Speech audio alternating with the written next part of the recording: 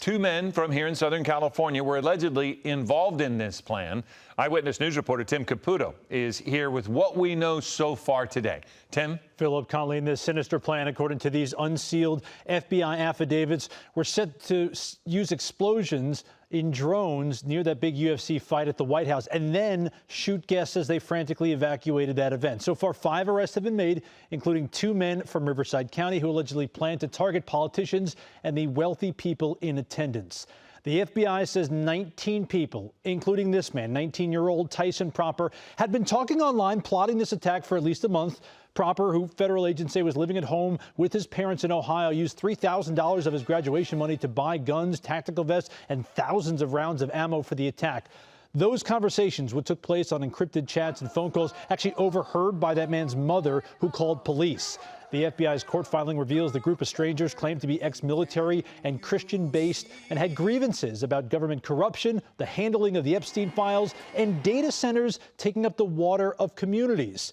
They had hoped this coordinated attack would tear down the U.S. so it could be built up again.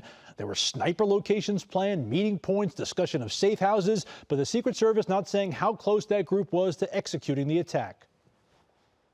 Look, it was a serious threat. We take all threats of a large nature very seriously, and we investigate them until we can validate 100% that it's no longer a threat. It was an active plot, and it's ongoing. And just because we're done with Freedom 250 or that particular event doesn't mean we're going to stop. There are still suspects at large, and we're going to work it until everyone's been identified. Authorities well aware of the threat that drones pose. With the White House World Cup Task Force says all 78 matches here in the U.S. have counter-drone technology. L.A., as you know, hosting 8 of those matches. And during Friday's Team USA match, the FBI even seized 3 drones.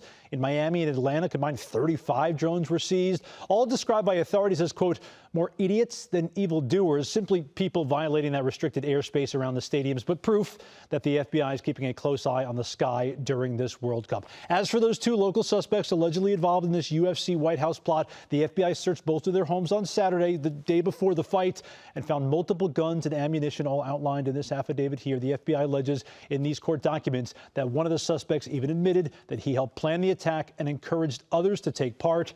5 arrested so far, more likely on the way.